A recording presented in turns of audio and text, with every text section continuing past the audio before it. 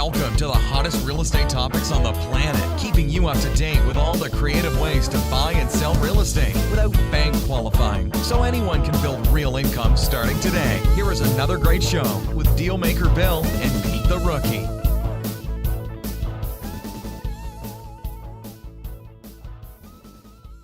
All right, here we are at another episode of Flipping Houses for Rookies. Wake up, Bill. Wake up. She's waving at me over there, telling me, go, go, go. And it's like I can't see it on the screen. I'm like, wait a minute. She's telling me to go, and it's not on the screen. What's happening? It just takes a second to load the actual video. You're still being streamed. She's yelling at me still. Good morning, Peter. Good morning, Bill. Tech. That's what I say. Tech? The tech guys. Yeah. Yeah. Everyone has their job. Episode number 127. Woohoo! Today's episode name is How Do I Know I'm Paying a Fair Price for Investment Property? Yeah. That's a good upfront discussion. Yeah. Before we get any further, let's find this out. Yes, exactly. Before we get to the end, and let's make find sure the out, beginning oops. is uh-oh. Yeah, exactly. Oh, shit. Remind me. I made that mistake. Damn it. Yes, exactly. Damn it. I brought it with me today, too. A big challenge. You brought it with you today, yeah. I did. A big challenge in real estate investing these days is buying houses at a deep discount on a consistent basis.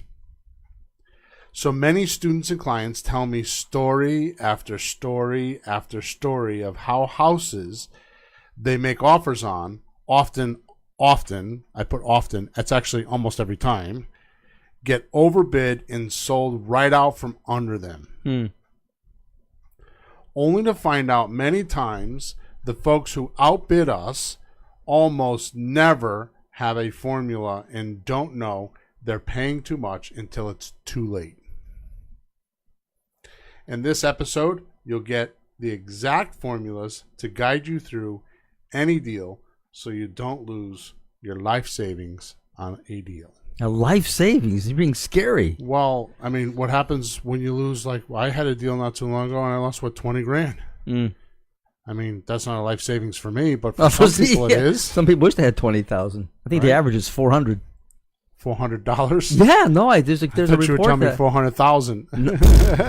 Yeah, I'd be in the wrong business. I'd be like, what are you guys doing? Yeah, exactly. No, I heard some report. The average American has on average $400 stashed away for emergencies. Like, oops. Right. Yeah. So in the past couple of shows, we've been talking about the 4 steps, the flipping that most people think they know. Yeah. But before I say this, I want to see if I get this straight, really clear. What most people think is important data is actually common knowledge. Yeah. Yeah. In today's society. Yeah. And I think that's just because of the way that our with Facebook and and the news and all the different communication channels we have, it's so easy to put non-filtered communication out in the airwaves that what most people think is important is just really common knowledge. I think there's another angle to that, if you don't mind. Say, take all that away.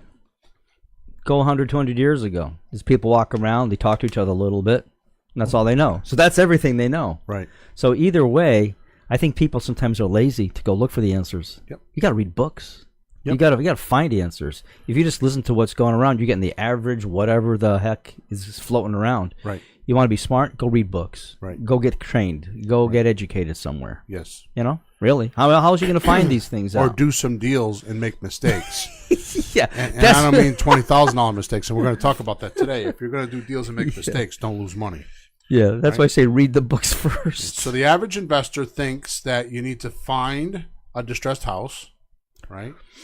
Buy the house, fix the house up, and then sell it for a profit. Right? So basically, that's like an intuitive process. Yeah. So what does intuitive mean? Well, it's like you can see it yourself. You have your own common sense that would work. It's kind of like natural, right? It's a progression that's going to happen just because. Well, if you can find something cheap you luck out. Good. If you fix it, you make it more valuable. Good. Somebody will pay more for it. Right. Good. I've done it with guitars. You know, people do it with cars. So one of the things that I've done in the past is when I have a problem, I start listing the solutions. And one of the things I recognized some years ago, that until I start getting to 7, 8, 9, and 10 solution, the 7th, 8th, 9th, or 10th solution, I look back at the first solution I had for the problem, and it was absolutely the worst one. Seriously. Yeah. Ouch. You don't start getting good until 4, 5, and 6. But that takes some work to sit there and like, what else can I do? What else can I do? Because, you know, most people do, well, I can do this, but it's no good. Never mind. And walk home. Right. That's no good. So you sit there and you work out multiple solutions. Well, yeah, good for you. So because it's a basic and intuitive process, the general public can grasp it easier, right? This 4 steps: find a distressed property, buy a house, fix a house, sell a house for a profit. Yeah, it's intuitive. So that's why most investors teach it and train it, right? Because it's easy. People will go, yeah, you're right. Yeah. You know, I've seen people do that. Like, you're talking about anything, psychology, and people, and you tell them something, obviously go, yeah, you're right. And they think you're smart when they already knew it in the first place. Right. Oh, God, I've read articles like that. Like, yeah, really, you're telling me something? Yeah, exactly. Wow. So they're telling people something they already know, and they go, sure, and hand them money. Yeah, they're just kind of organizing it, right? They're just like articulating it in a way that they haven't thought of. Yeah, and they're giving it back to them. So this is how the general public understands real estate investing, right? And because of this, it's turned into one category called flipping houses. Yeah. Right? Which is not true. It's not one category. You know, what we do is not one category, which leaves most blind to the most amazing world of creative financing. They don't even know it exists because, see, A&E makes money off of their commercials. So they need a lot of eyeballs to watch all the drama and all of the showmanship, Uh-huh. right? Because that's why they're there, right? Which, by the way, some of that stuff has some truth, but as you're aware, you and Jesse made a TV show, and they filmed for 8 days and had 2.5 to 3 hours of film every single day to get it down to a 20-minute show. Yep. Right? Yep. So Best we've been best through show that. they ever made, Bill. Yeah, there you go. Right?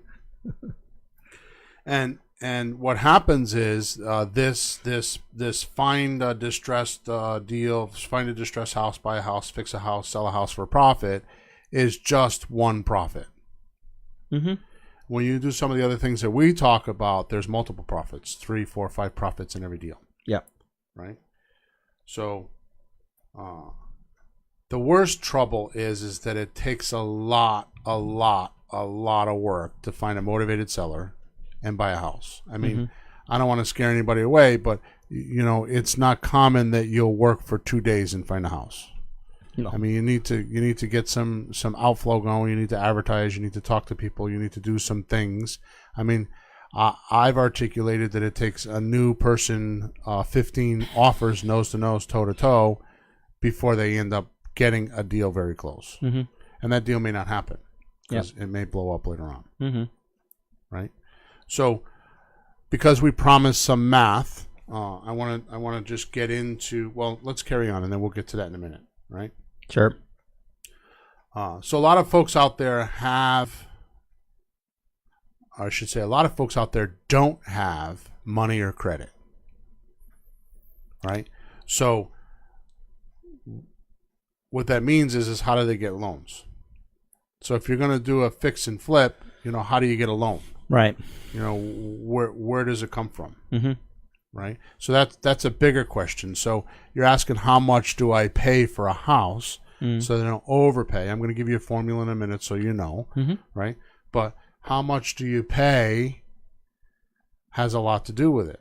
To get the loan? Right. Sure. If you overpaid, somebody's not going to want to give you a loan. So why does that matter if you overpay? Well, if you overpay, if I was lending you money and I thought you did a bad deal, I don't feel comfortable giving you money. It'll blow up and I'll lose my money. Right. I got to feel safe that there's plenty of room in the deal. There's plenty of equity. There's plenty of ability to pay me back. Right.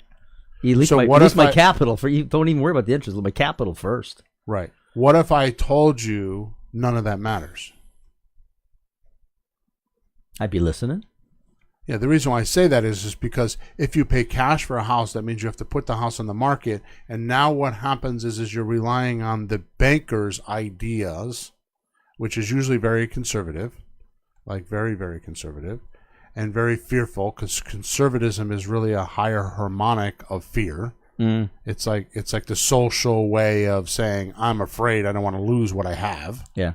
Is conservatism, right? Mm-hmm. So the banker puts all these rules and contingencies and all of these benchmarks before they'll lend the money. Right. Right? So what if I told you can bypass an entire system? Now what happens? Do you have to worry as much about how much you're going to pay if you can get more money on the other end? Suppose I told you can get anywhere from 5 to 10% more for your houses than anybody else. That sounds good. Yeah. It would take some of the fear factor of how much you're going to pay out of the formula. Right. Sure. Because you're not stuck with and locked into a system that often doesn't work for us, works for everybody else but us. Works for the bankers and the attorneys and the realtors and all the other, the what I call the mafia, right? The real estate mafia, all the boys. Well, you don't even really have control over how much you get in those scenarios, do you? No. It's up to the realtors, the buyer, bank. Right. So if I do a really good job of selling a house for $200,000 and the banker comes along and says it's only worth $180,000, what happens? Yeah. Well. Exactly. You have a way around that, but it's not good. So that's why the question is, how do I know how much I'm paying for a fair price in a house? Is because you're not allowed to be free. You're like, it's like a ball and chain on your leg on how much you can pay and how much you can sell for based on some not very clear rules, because you can go to Wells Fargo and there's one set of rules, and then go to an American Bank and there's another set of rules, and then I don't know. And then the buyers just ask for stuff. Yeah. I don't know how many other banks are out there. Yeah. For Christ's sakes, you could go to one broker to another, and one broker could be a mortgage broker could be really smart and know what he's doing, and another one could not, and you could lose a deal because the mortgage broker it's his third month in business. Yeah. And you don't even know that. And here I am, a seller, being dictated by some guy that's only been in the market 3 months, and I don't even know that because it's all hidden. It's all behind the curtain. Yeah. We've seen some weird stuff on our recent deal with the other realtor because she didn't know what she was talking about. Right. It was like bizarre. Are you kidding me? Right. I mean, it didn't even make like intuitive, logical sense. Like, what are you doing? Exactly. Must be a housewife. No offense. Yeah, it's possible. But, sometimes they just have a little part-time job. Oh, I got one. What do I do? Right. Yeah, thanks. So a lot of investors or newbie investors don't have the money or don't have the credit. Right. So what it does, to get bank loans, they don't have the money or the credit to get a bank loan. Yeah, but even if you do, how many can you get? Right. Exactly. Sooner or later you'll run out. One at a time? So what happens is a lot of people, especially a lot of people that follow us, have no choice but to start with creative financing. Right? Unfortunately, creative financing is not intuitive. It's not something that just has a natural flow to it or, that kind of stuff. Well, probably a lot of people have added to the process and possibilities, and you come up with a great idea, someone else does, and it pulls together after decades, or I don't know how long it's been around, right? It's been around a long time. Right. Somebody comes up with a smart idea. It's like language. It didn't happen all in one day. It builds and builds. You got to keep up with it. Right. You have to learn it. So once you start delving into it, like what you're talking about, you start learning it and start reading about it, the big question that I get a lot of time that comes up almost always is investing sales? Is it sales? Is it sales? Do I have to be a salesperson? And can I do it? Now, fortunately, there is some element to that, but it's not like, a used car salesman on the used car lot that's trying to make you buy a car, because that's not sales. That's not true sales. No. The difference is trying to get somebody to buy something they don't want and helping somebody buy something they do want. Right. Right? Yeah. So, like, for example, you talk about all the time, we talk to for sale by owners. Well, that person wants to sell their house. They want to hear what you have to say. It's not like you're It's like going from being a pest, like Dan Kennedy says, from being a pest to a welcome guest. Right. Because they want an offer. Mm-hmm. So if you call them up, they want an offer, which is what all sellers want at first, because they want to see if you and him are in the same ballpark. Sure. I mean, if you got a seller that wants to sell a house for $200,000 and you're offering them $100,000, then obviously the conversation ends abruptly. Right. Right. But if you offer him $190,000, which we're going to do in about 2 minutes, I'm going to go over I'm going to go over a deal and explain, really demonstrate the difference between these two, so you can see how you're not paying too much. Right. Okay. So,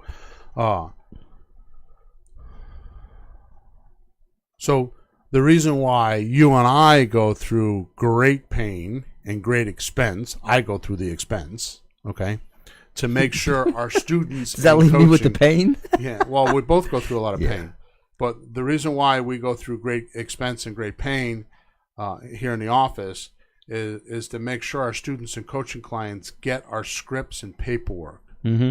So you don't have to be a salesperson. You just got to know how to do the script. So what it really comes down to is if you're friendly, if you're just a friendly person and follow what we show you, you'll be miles ahead of 98% of the investors out there. Yeah, that's true. It's interesting that you put the friendly part in, because that's very true. Right. I mean, who do you want to talk to? Some grumpy person on the phone, or? Right. I have very little trouble talking to people when I'm on the phone. Right. I hear people have some trouble occasionally. I've run into a couple of jerks. But if you talk to them like a nice person, they're not going to be mean. If they are, you just, forget it. They want to talk about selling their house. Yeah, that's rare. I was thinking the other day, I was on the phone, because I've been on the phone about 2 hours a day lately. And I was thinking that how many people, when I call them up and say, you have, so-and-so spoke to you the other day about your house, do you have time to talk? And they're like, I'm the guy that buys houses, do you have time to talk? And they're like, oh, yeah. They'll be at work and stuff, they'll go outside, they make time to talk to me.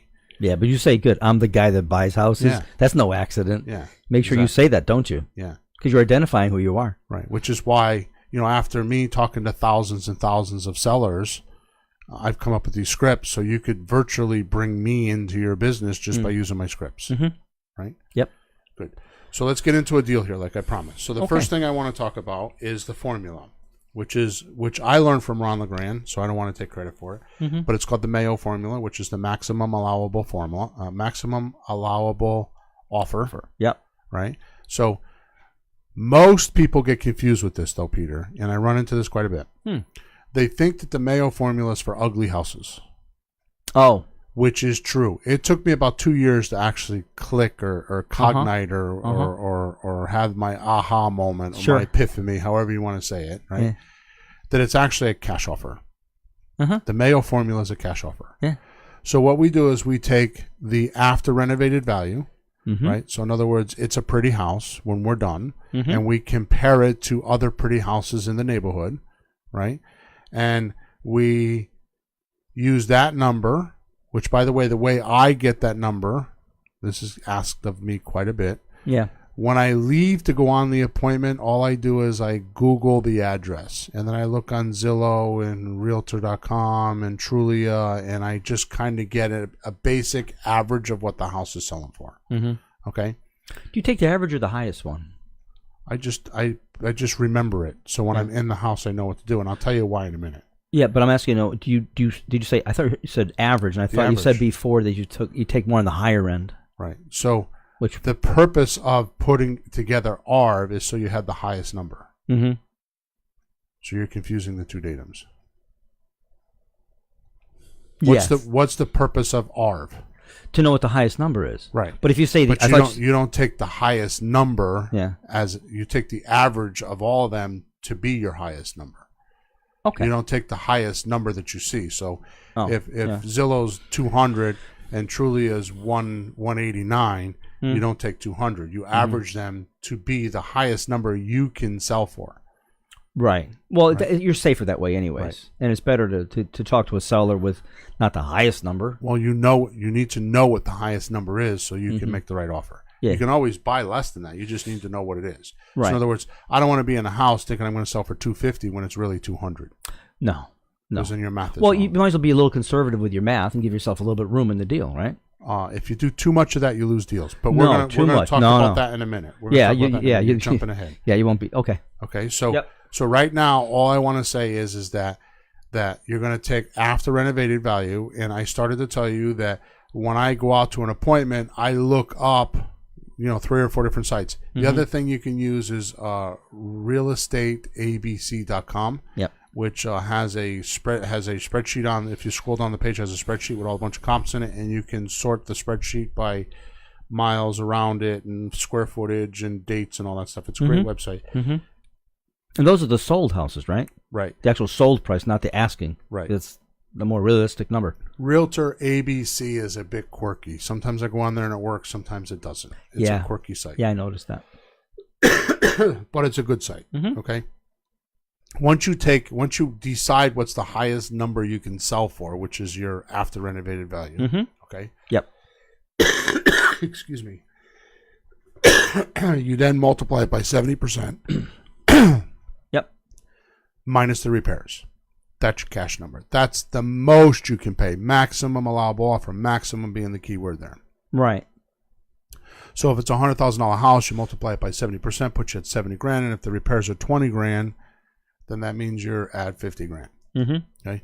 I have found after many, many, many offers that when I hear a cash price, I know it's between 45 and 55%.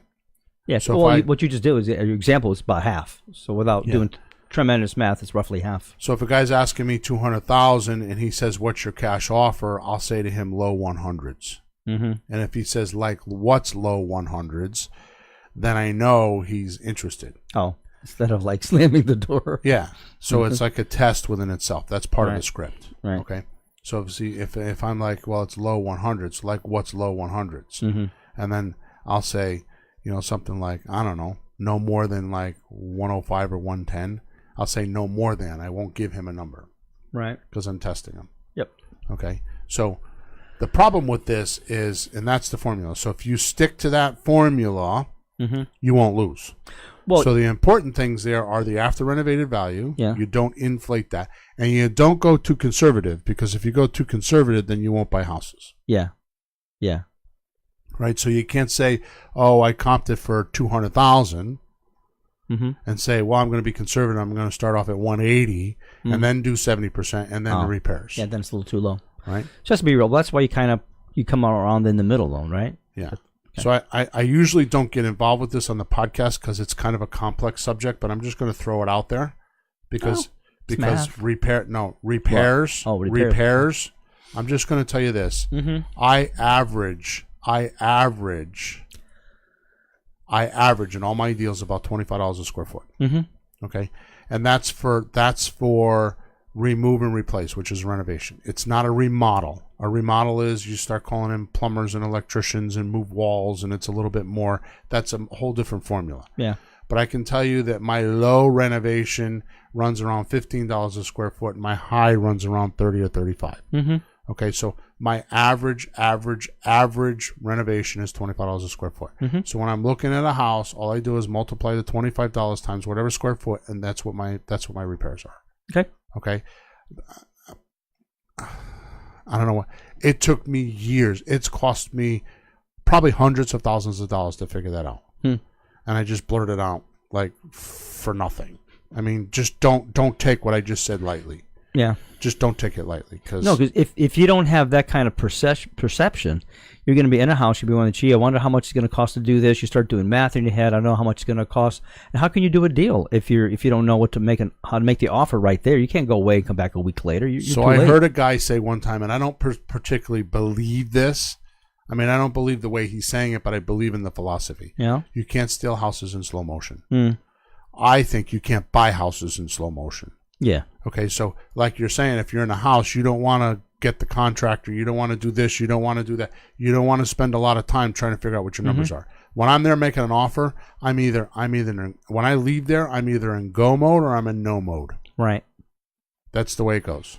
I'm either in a go mode, like I'm going to go do the next step, and we're going to go to a closing, or I'm in no mode. I walk away and I find another deal. Yep. Because I'd rather have no deals than mind deals, because mind deals makes you believe that you have something going on and you won't bring in new deals into the pipeline, and then you'll get to the end of the month or the end of the year and not have a house bought Yeah.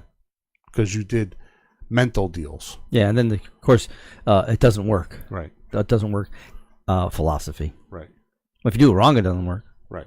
So just stick to that formula. So now what I want to do is I want to talk about the difference between buying an ugly house like a flip house and buying a creative finance pretty house. I want to compare the two. Okay. Now I'm going to use not my numbers. I'm going to use what you'll find in the market. Investors that don't understand what I just taught you.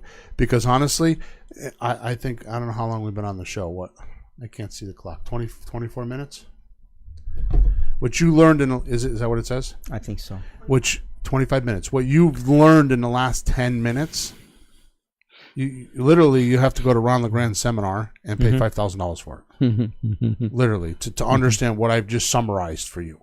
Okay, so please don't take this lightly. And please send checks. Just because it's for free and because I'm offering it, just don't take it lightly, because I'm telling you, these are laws that we live off of.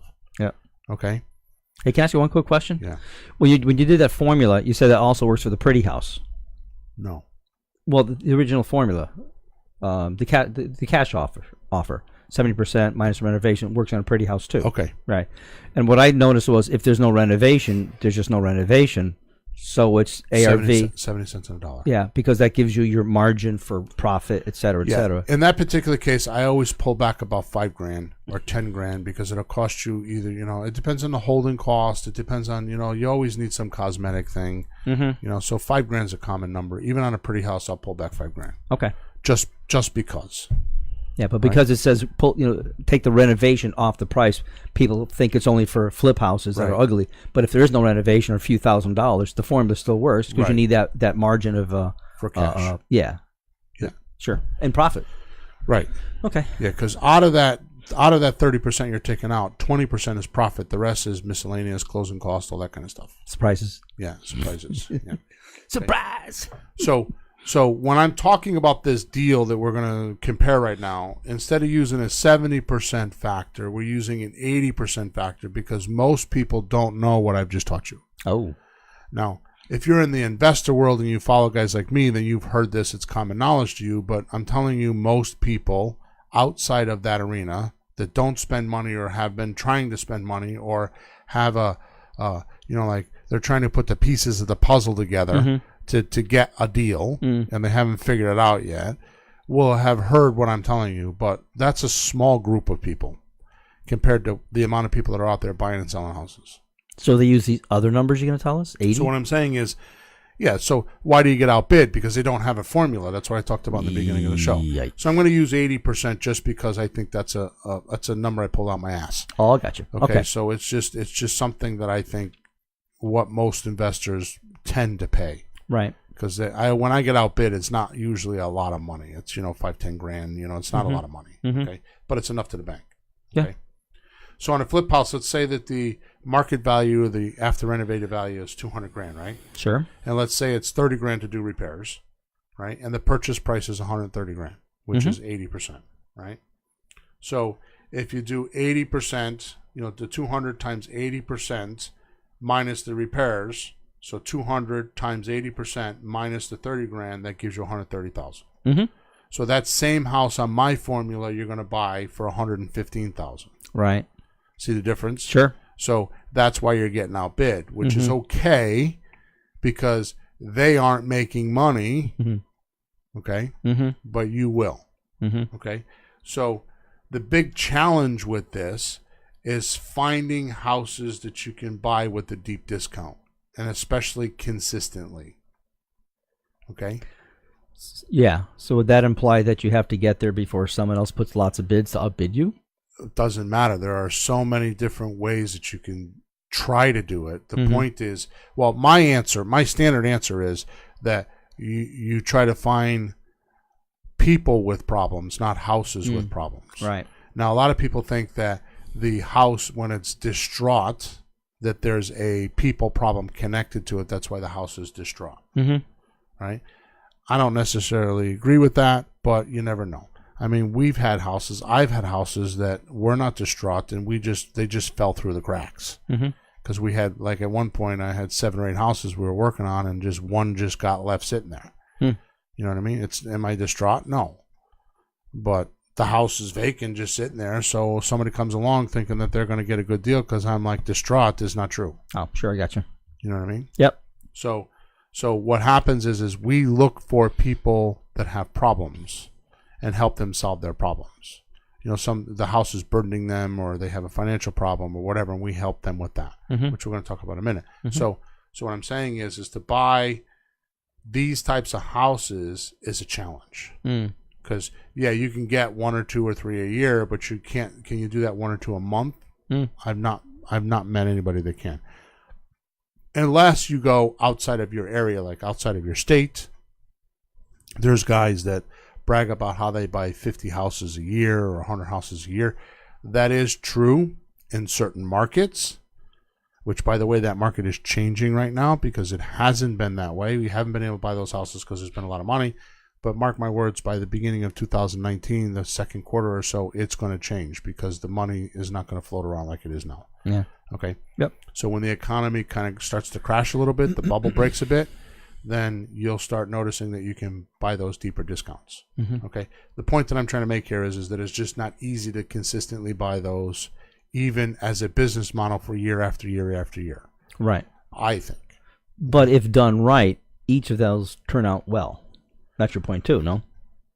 What do you mean? If you buy the house right with the correct formula, yes, you make the profit instead of buying too many wrong. It's not my first foot forward. If you notice with us, I mean, this past year I ended up with a lot of them. That's because that was my first foot forward. I mean, it wasn't my first foot forward. I had already gone through the process of seeing if they'll do creative financing, and they wouldn't. So I'm like, okay, here's your deep discount price. Right.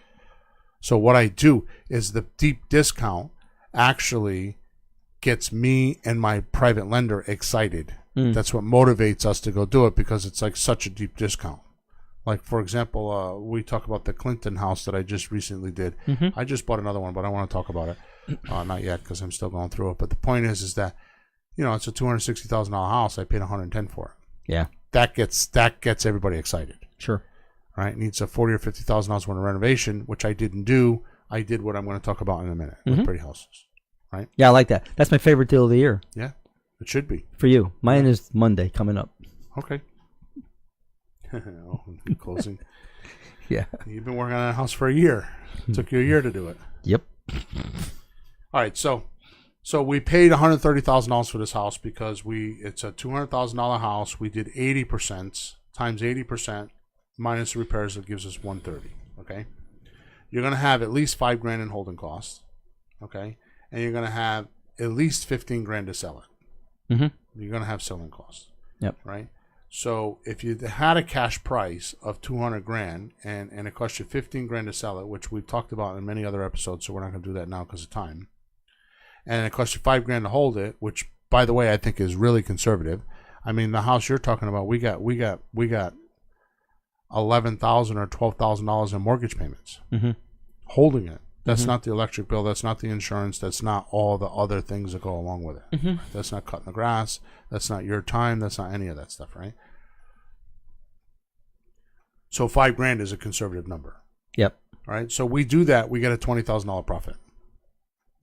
Okay. So some people think, oh, I wish I had $20,000. But here's the thing. It takes you a lot of time and a lot of money to do this, which we're going to go over in a minute. Okay, to make $20,000. It's not as you do a couple of them and get those big checks, and it becomes less and less exciting. Right. Well, if that was the only game in town, that'd be one thing. Right. But there's a new sheriff in town. Right. That's good. There's a new sheriff in town. So if you take the same deal, okay, a pretty house deal that we're talking about, that's not ugly, and it's $200,000. Right? And it had less than $2,000 in repairs. Right? You could even say $5,000, but I said $2,000 here. Right? And you purchase it for $190,000. You can make $64,000. I'm laughing I mean, every time you say that, it's like I put myself in a person's position, sitting there listening to you, and you go like, "What are you, nuts?" So let's talk about it. So you can offer to pay top price when you get favorable terms, Yep. right? So this is why. How do I know I'm paying a fair price for a house? This is not off topic, is it? No. Well, let's be blunt about it. The fair price for the house depends on how much you can get back for the house. Right. And if that's dictated by the bank and the realtors and the economy, it's up to them. Right. But with your approach and the creative finance approach, there's a different way to sell To get more money back. and get more money back. So the front end depends on the back end. Right. Keep talking. I'm listening. So if you know what your exit strategy is, Yeah. then it'll help you know how much you're paying for a fair price in the house. Yep. Right. So this is not an easy question to answer. I mean, I could give you the Mayo formula and tell you, okay, there you go, and then you go off for a year or two trying to find these houses and don't know how to find them. Yeah. So, do you think that your seller is inclined to sell you at 190,000 instead of 130,000, Yeah, let me think about that. or our price at 115? Well, Because our price is yeah. at Mayo is 70% is 115, Mm-hmm. 80% is 130. Uh-huh. Now I'm telling you can pay 190. Yeah. Hey, Right. buddy, what's the catch? So you can afford to pay top price and if you get favorable terms. Yeah, and that's the only catch is the terms that the guy has to be willing to wait a little bit. Right. But with those kind of numbers, if he can, he will. Yeah. But this is only on a house that needs cosmetic repairs. Mm-hmm. Okay, just cosmetic. Yeah. Okay. So the key to get time from your seller, right? That's the key, is to get time from your seller to pay them off in full. Mm-hmm. And that's usually 2 to 5 years, but often it's 10 to 30 years, depending on the deal. Okay. Okay. I don't try to do anything less than 5 years, Yeah, just to be safe. right? And just the crazy thing of somebody waiting 30 years, well, there are certain circumstances where the house doesn't really have much equity, so the guy doesn't have much to wait for on a on a Right. cash out. Like someday he's going to get a bunch of money. If there's no bunch of money coming in, it doesn't matter how long he's waiting. Yeah. He's relieving himself of a burden more than anything. So And if you he hear needs 30 to years, move because of whatever reason. yeah, You know, he's got a job transfer, whatever. yeah, He doesn't want the house anymore. He's got 2 payments, whatever. yeah, Okay. yeah. All right. So let's do the example on this one. So the length of term is 5 years. Okay, Okay. We'll say the monthly payment's $1,200. all right, folks, get your pencils out and paper. Follow this. So the monthly payment's $1,200. Okay. Your buyer's going to pay you $1,500. Mm-hmm. Okay.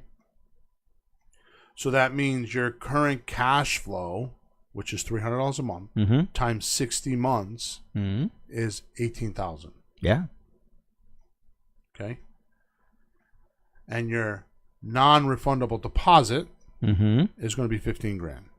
Okay. Okay. You're going to pay your mortgage down. Over Oh, 5 that years. number is just arbitrary. It could be a little higher, a little lower, right? What? The deposit, the 15. Yeah. Yeah. I would not, on a $200,000 house, it could be a little bit more, could be a little less. Yeah, not But too just much for less. this example. Yeah, I'm just saying I that, don't do so- anything less than 10 grand. Where'd you get the 15? Just Well, it's usually 3 to 5% down. yeah. Okay. So we got $18,000 in cash flow over the 60 months, right? Then we got 15 grand for down payment. Mm-hmm. Okay.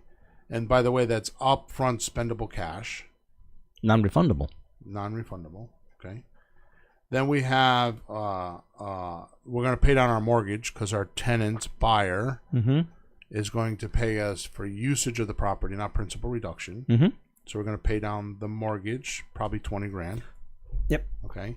We have no holding costs because we're going to have our seller pay the holding costs until we can get it sold, because that's what a realtor does, right? Yeah. And if you sign a 6-month contract, they don't make your payments until you sell, do they? Oh, okay. Yeah. No. We do the same thing. Right. Okay. So 20 grand down, and then so your sales cost will be maybe 2 grand. Okay.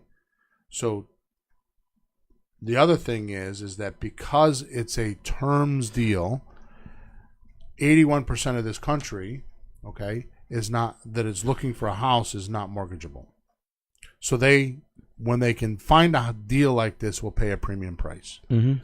So often we'll get between 5 and 10% more for the house because of that benefit. Yeah. So instead of selling a house for $200, we're going to sell it for $220. Mm-hmm. So that gives us $20,000 extra.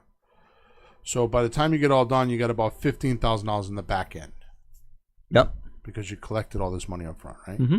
So you got about $15,000 in the back end, which gives you $64,000. Mm-hmm.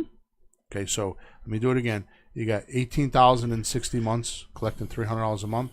You got $15,000 deposit. You got $20,000 paying down your mortgage, and you got $220 for the house instead of $200. Yep. Which gives you $64,000. Your time is minimal. It's less than renovations. Yeah. And you know what's weird about it is some people might think, I don't want to wait that long for my money.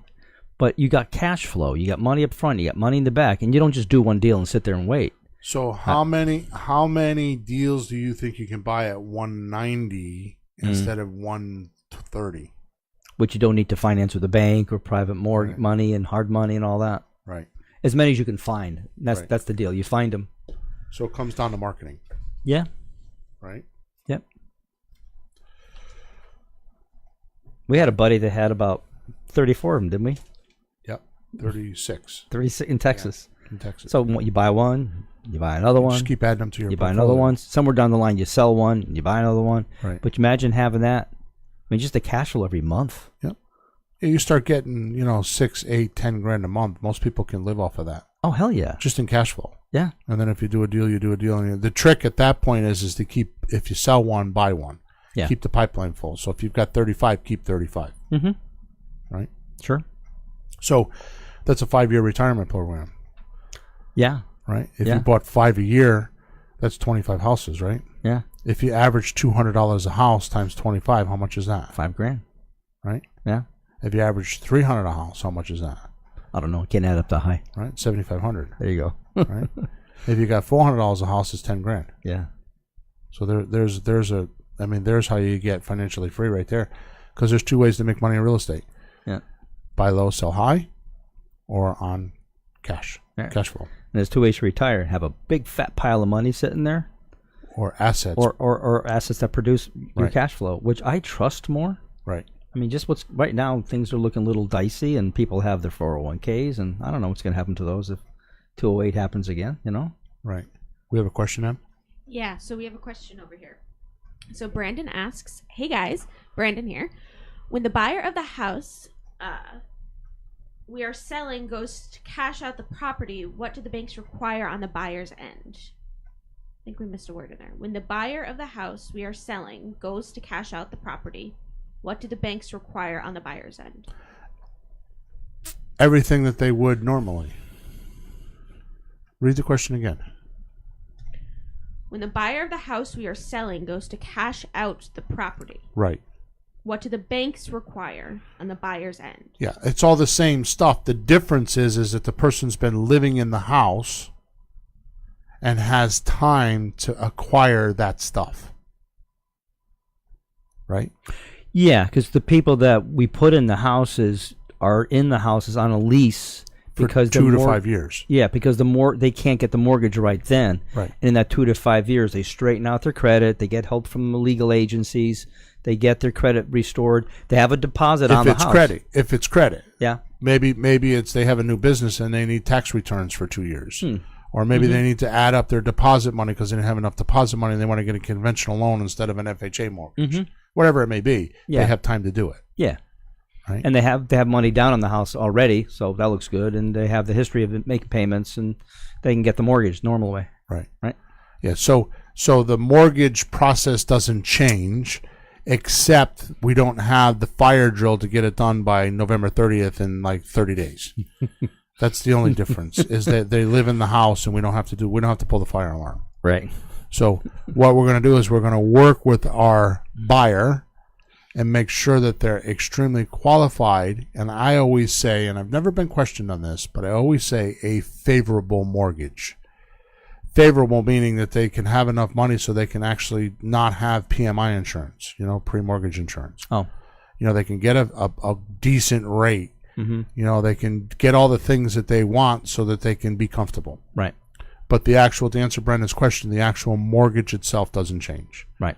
Okay, because eventually they're going to have to go through that banking process.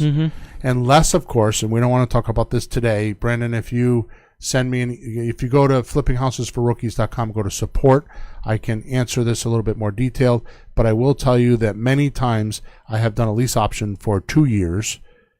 I've gotten a substantial amount of extra money at the 2 years, which I never talk about this because I've only done it, a handful of times because of my buyers. But they could put down 3 to 5% when they do the lease option, and then have some inheritance money or something like that come along and want to put down $50,000, and then I'll turn the house into we call it a bond for deed in Connecticut, but it's a land contract. In that particular case, it now goes from having principal reduction, and now has principal reduction, Right. And it's like a mortgage. It's like a mortgage, but there's no bank involved, right? Right. It's just I hold the mortgage. Yeah, you hold the mortgage straight buyer. Seller. And that's pretty common on my subject 2 deals where I got a subject 2 deal that I have 20 something years left on a mortgage. So if my buyer that's in that house, they gave me $10,000 down. If they came to me and said, hey, we got another $40,000 to put down, I'll just turn them into a bond for deed because I have no restrictions on my loan on the other end. And I can turn them into that and give them principal reduction. Okay, so that's just a different philosophy. It doesn't happen a lot, but it does happen. Okay. So if for some reason they can't get a bank mortgage, we could, if we had the right loan that we bought from in place, then we're okay. IRA money is great for that. You get a 40-year-old person that will give you a 10-year mortgage on an IRA because they don't need it for 10 years, and all you're going to do is just building up their IRA. They love that stuff. Yeah. Certain people don't understand money. Yeah. Okay. All right, good. So, Brandon, if we didn't answer your question, just type back and we'll make sure we get it before the end of the show. Thanks for the question. All right, so what I did is I made a couple lists that we're going to end the show with, okay? I wasn't sure that we could actually do this all in one show, but I've been kind of like just moving along quickly and rattling on and not spending a lot of time in the details. So I hope we're okay. So here's a list of the fix and flip challenges. Okay? Yeah, okay. So we've already spoken about this. It's just how I label it. So first of all, it's hard to find profitable deals and distressed property consistently. We talked about that already. Right? That's why most people overpay. Yeah. Because they've been looking for a year and they're just fed up and they know their maximum allowable offer is $78,000. And they're like, F it. I'm just going to pay the $85,000. Because they're just fed up. They've got so much into it. They're just fed up. I've done it. I know at least 3 students. I know a student right now that has a house they're trying to sell that did exactly that and hasn't come to the realization that they did it. Oh, ew. And I told them. But they got blind eyes and earplugs in. But we'll see.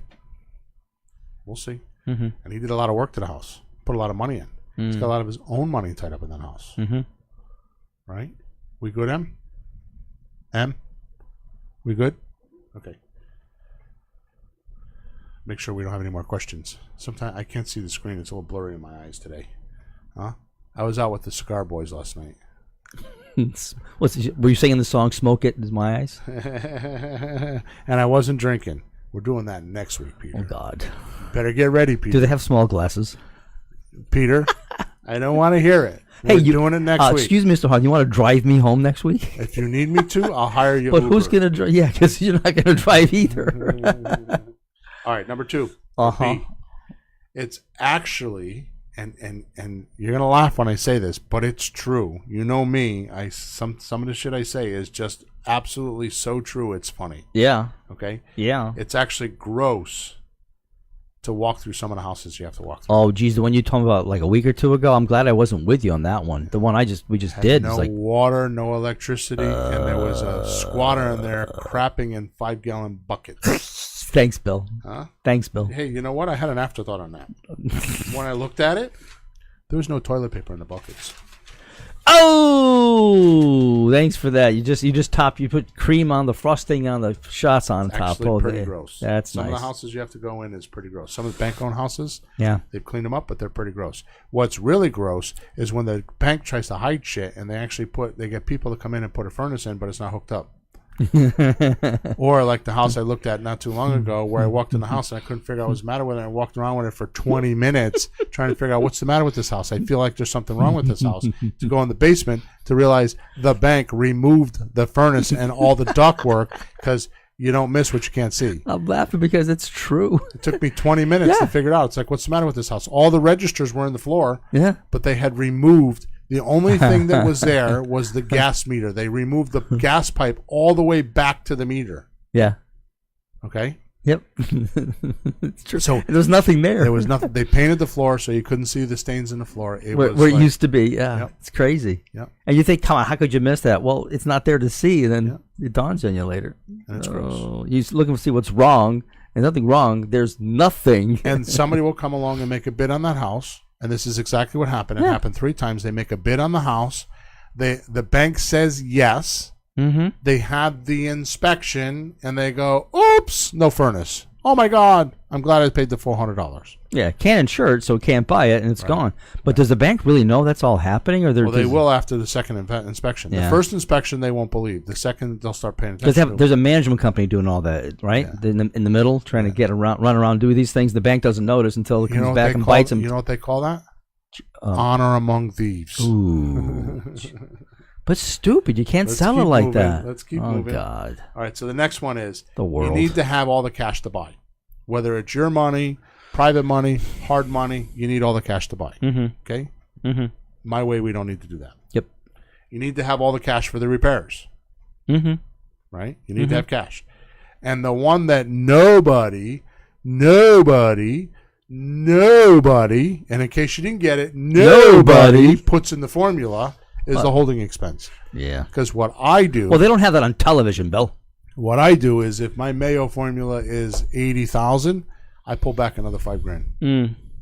And that's for closing costs that you unexpect because as good as I've been, I can never predict closing costs. But isn't that in the 30% in the first place? I do more. Just to be 30% is not whatever. If I want to have a 20% profit, 10% is not enough. So I pulled the holding expenses back. okay. Okay, I always pull $5,000. I call $5,000 is just because money. Yeah. You never. It always gets spent. There's not been a deal where I haven't used it. Okay.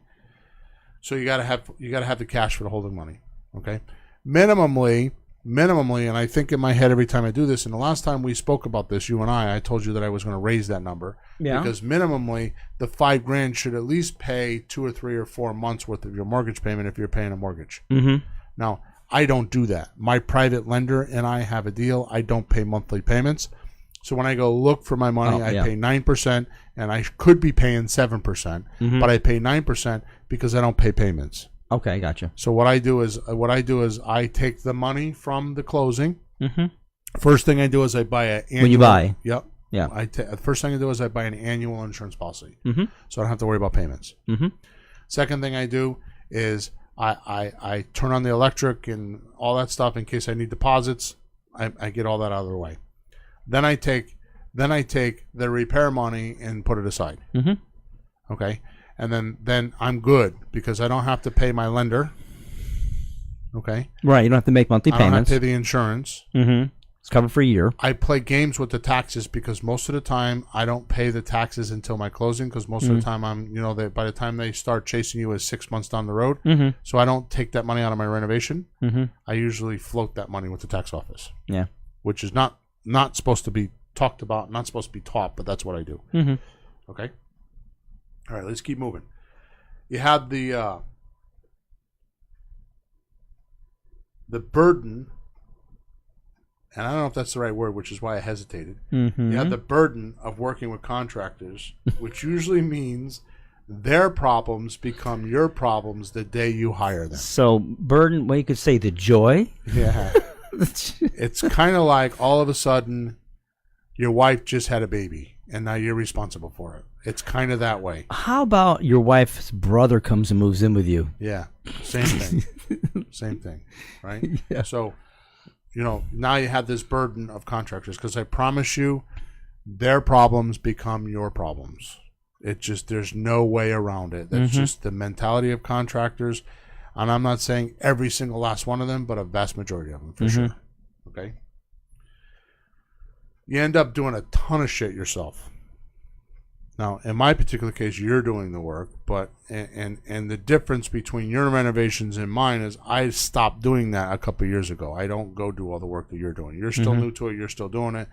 And what I do is, like, towards the end of the project, I always plan on being in the house a few days to go in and fix all the crap that got messed. Because it's like the painter thinks the floor guy should have done it. The floor guy thinks the cabinet guy should have done it. The cabinet guy thinks that the guy that did the gutter should have done it. And the guy that did the gutter was never hired. Yeah, right. And that's how it happens. Yeah. So next thing you know, you got a bunch of miscellaneous weird things that, by the way, if you're using a realtor, is the first thing they see when they walk in the house. You got to do this. You got to do that. Because they want it perfect. Why do they want it perfect? They want it perfect because they want an easy sale.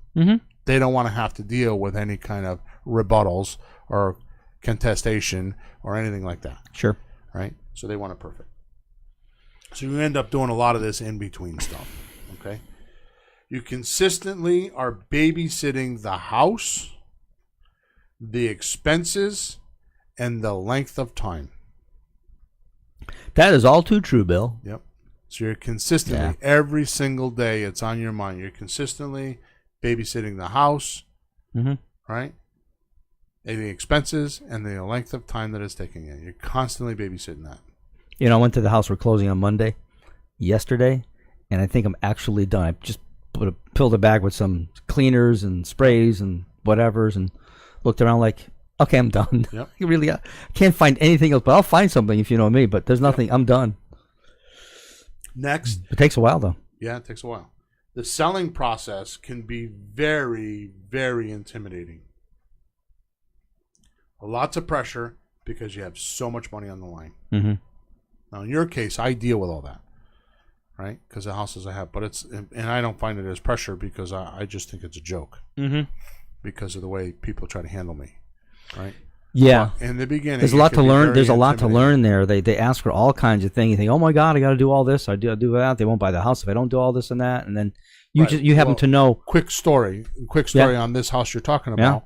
When they had it appraised, we have a 3-bedroom house. They came back to this 2-bedroom. Yep. So what happened in that conversation? Well, they said it's 2-bedroom because one's in the basement. And we could have contested it and say, oh, no, there really is 3. But the only reason anybody cares if it's 2 or 3, we just need an appraisal amount from the bank that matches the price we're selling the house for. The question I ask is how much is a 2-bedroom house appraised for? Yeah. And it came out to be $5,000 over what we sold it for. Yeah, it was right in the money. If it was fine, and me and the realtor thinking, do we need to do something with that? And you just cut to the chase, like, well, we don't care if it's 2 or 3, as long as it appraises that the money the bank says it's worth is the money that the person's borrowing. Buyer went in the house and saw there's a 3-bedroom. That's how they're going to use it. They don't care. They don't care, and might even to the benefit. Otherwise, that house could have went off the rails at that point. Yeah. It could have went into a Should we go to the bunch of town stuff. hall and have them recertify the house as 3, and none of that was necessary. Right. So it just took days and days and days worth of agony and stress and bullshit right out of the deal. Yeah, you caught that right away, of course. You've done, I like the way you just look at what's needed and you do no more than what's needed, and it's totally, totally fine. In the beginning, you didn't understand that, though. On that one, I totally got it. That was fine. Right. Some of the other stuff and the negotiating, they want this, they want that. I didn't. I didn't know. You never see the buyer. You never see the other realtor. When you're doing the repairs, yeah, there's a lot of stuff that I would just say, no, don't do it. Yeah. And you'd be like, well, my conscience tells me I have to.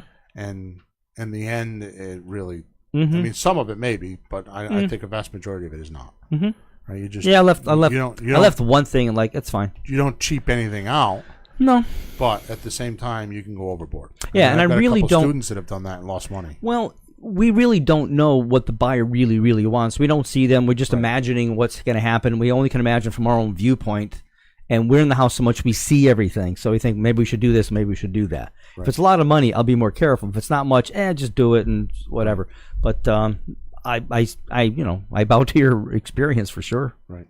All right, so the last one we're talking about the challenges of buying ugly houses and paying cash, Yeah. right? So the last one is the debt and all the responsibilities on your shoulders, Mm-hmm. right? Mm-hmm. So I'm going to tell you, I just wrote an email yesterday buying houses the Donald Trump way. Mm-hmm. And he's been quoted to say, don't write checks and don't put debt in your name. That's how he does it. Yep. Right? Which then brings us to the opposite of, I get the benefits. We're going to do this and we'll get out of here. Mm-hmm. Why would you want, well, I'm going to read it again. Why would you do that when you can become a creative investor and get these benefits? Mm-hmm. Okay.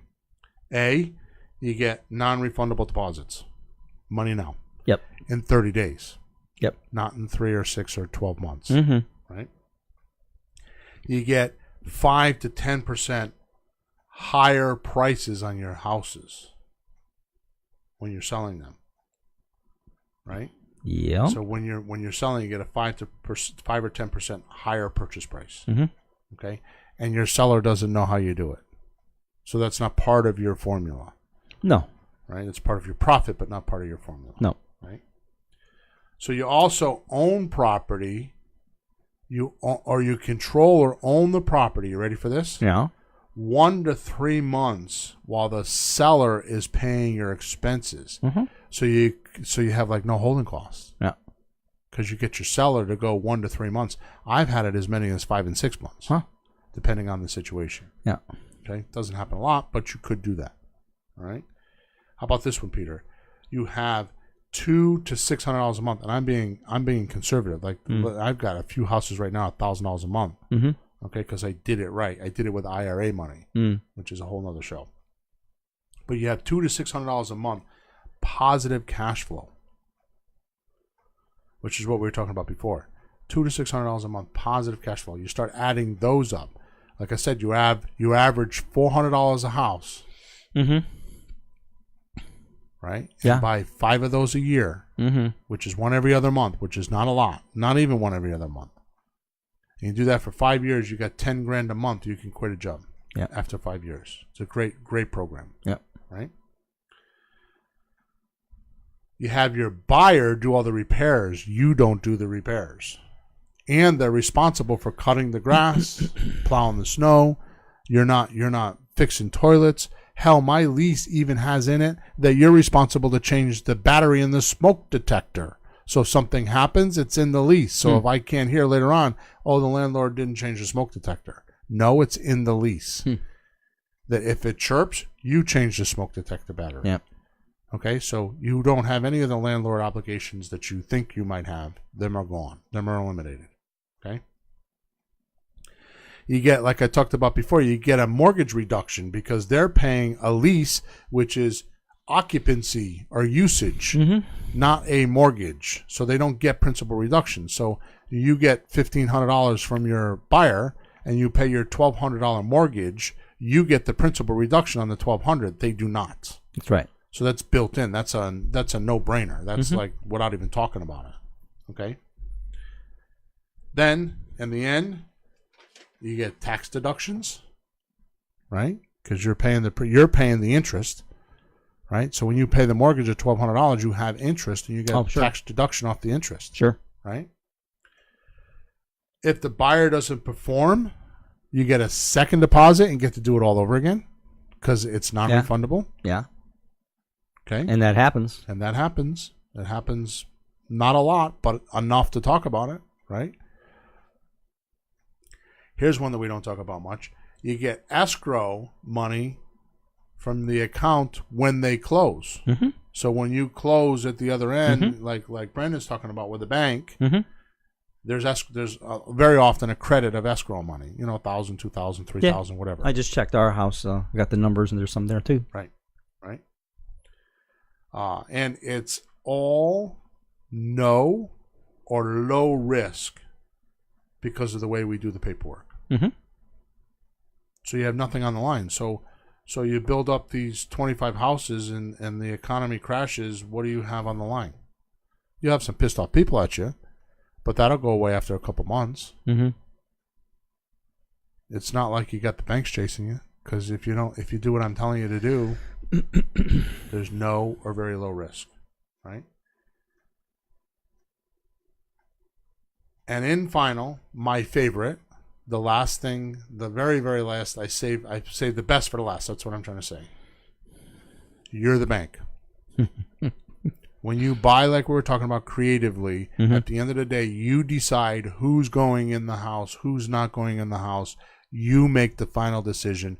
You're not off into some other land somewhere or other territory where somebody's telling you how to buy and how to sell your house. Yeah, you determine the price too. Everything, the payments, the price, the terms, how long, whether they can have blue rugs, whether they can paint walls, whether they can have a dog, whether they can have a canary, doesn't matter. You make up all those decisions. So you're the whole mafia now. Yeah. I'm The good mafia. The Godfather. Yeah. I'm the Godfather. Right? Yeah. Big difference. Yeah. Big difference Yeah. between the two. So we started off with, let me get my sheet here. How do I know I'm paying a fair price for investment property? I think we've covered that. Yeah. If you know what your exit strategy is and you use the exit strategy that I'm talking about, then you're much better off. Right. Right. And you gave the great formula for the regular flips. Right. Yeah, the Mayo formula. Uh-huh. So this is not a challenge. I've given you a lot of information in this podcast, too much information. If you're listening to it, you should listen to it again a couple times, because I've just spewed out some very valuable facts that make them sound simple and easy, but it's taken me years and people before me that it's taught to me years and years and years worth of experience to come up with these simplicities. Okay? At the end of the day, you can go to flippinghouses4rookies.com/free stuff. We have scripts there. We have forms there. We have all kinds of stuff. So if you go to flippinghouses4rookies.com/free stuff, all of our courses are there. Everything, all the paperwork we're talking about, everything is at that site. So go to flippinghouses4rookies.com/free stuff. So we exceeded our time yet again, but I think it was really worth it today. I'm happy with the amount of information we were able to give our listeners today. How about you? Yeah.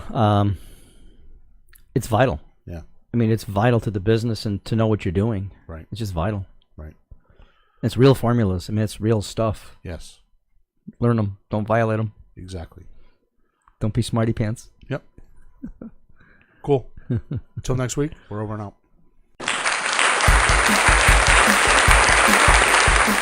Thanks for tuning in to the hottest real estate topics on the planet with Bill and Pete. If you want to continue learning how to buy and sell real estate without money or credit, head over to flippinghouses.club for some cutting-edge real estate wealth tools. Or contact us at info@flippinghouses.club.